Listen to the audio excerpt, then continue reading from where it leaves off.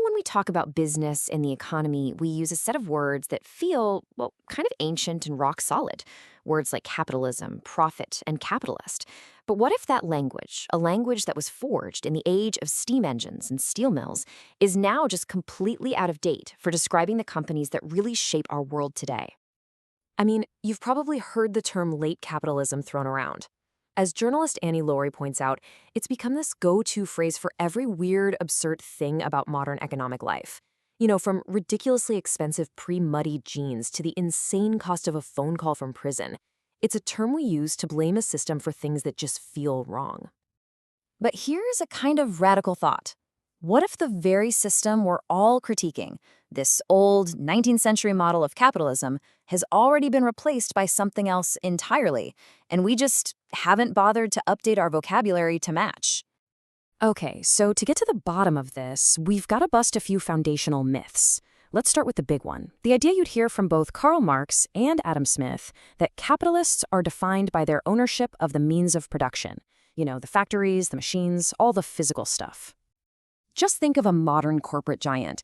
Amazon is the perfect example, right? With a valuation that has blown past $2 trillion, it's an absolute titan. So you'd have to assume an entity that valuable must own a massive empire of physical assets.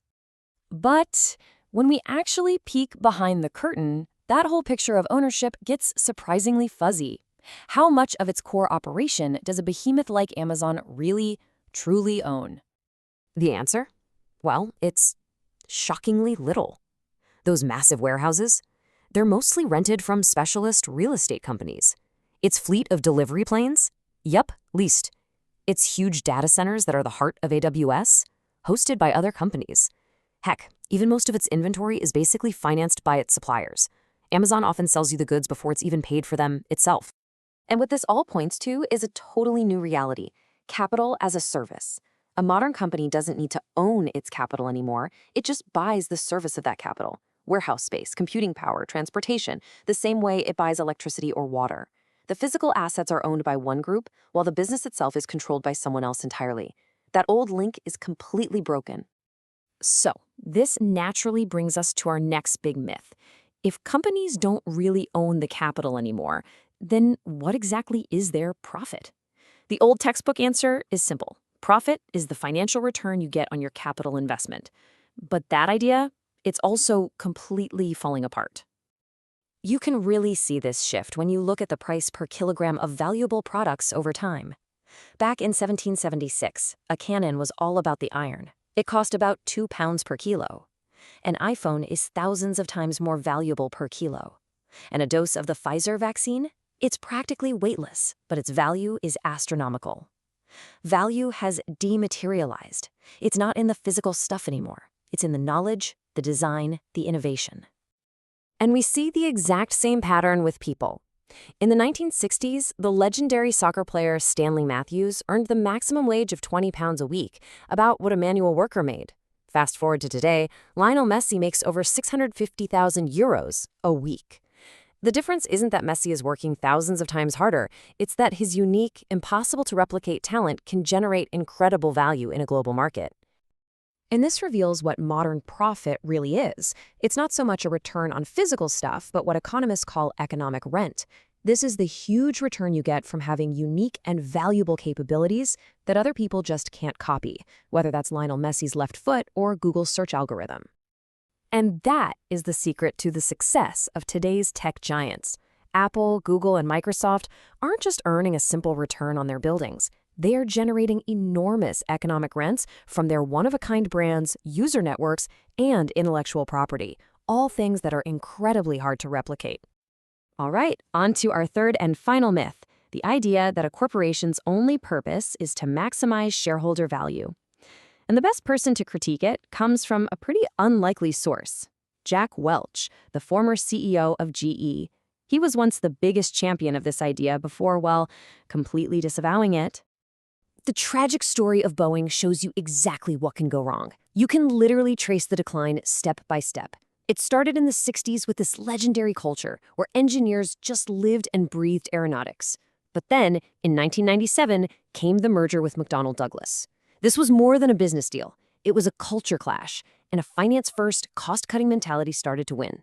This new philosophy led to the 2001 decision to move headquarters to Chicago, physically separating the top executives from the people actually building the planes. The focus just drifted away from engineering excellence toward just hitting financial targets. And by 2019, this had real, devastating consequences, leading to what an official report called a horrific culmination of failures in the 737 MAX crashes. This whole pattern, where a focus on short-term financial numbers hollows out a great company from the inside, it actually has a name: the finance curse. And it follows this predictable, almost inevitable path. A great company shifts its focus to pleasing Wall Street. Short-term numbers become king. The core business, the very thing that made the company great in the first place, gets starved of resources and attention. Its unique skills just wither away, and a long-term decline begins, which, paradoxically, ends up destroying the very shareholder value it was supposed to create. We saw it happen to giants like ICI, Sears, and Marks & Spencer. So, okay, after tearing down all these old ideas, we're left with a huge question. If the modern company isn't just a machine for making profit from assets it owns, and its goal isn't just to please shareholders, then what in the world is it? What's its real secret? The answer is surprisingly simple, and it's deeply human. At its very core, the modern corporation is a social organization. It's a community of people working together on a shared goal. See, the true engine of a 21st century company isn't physical capital. It's collective intelligence. This is that shared problem-solving superpower that just emerges when you combine the knowledge, skills, and experience of a lot of different people. This is the firm's most valuable and unique asset. And this leads to a statement that just flips that whole 19th century model completely on its head. In an economy where value comes from knowledge and teamwork, the people, the workers themselves, are the means of production. So what this really means is that a company's true worth, you're not going to find it on the balance sheet. It's in all these intangible, human-centered assets. Its relationships, its culture of innovation, its brand, and most importantly, the collective knowledge held in the minds of its people. These are the things that you can't just go out and buy or copy easily. Which, brings us right back to where we started. The language we've all inherited, capitalism, capitalists, profit, it was designed to describe a physical, industrial world that, for the most part, has just vanished. We desperately need a new language for our new reality. So instead of capitalism, maybe we should just talk about a market economy of diverse firms. The capitalist isn't an owner anymore, they're a professional manager. Profit is better understood as economic rent on unique capabilities.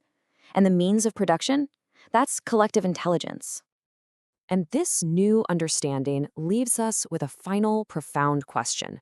If the most powerful institutions in our society aren't just economic machines, but are actually human communities built on shared knowledge, what does that mean for their purpose? What do we, as a society, have a right to expect from them? That's the real question for our time.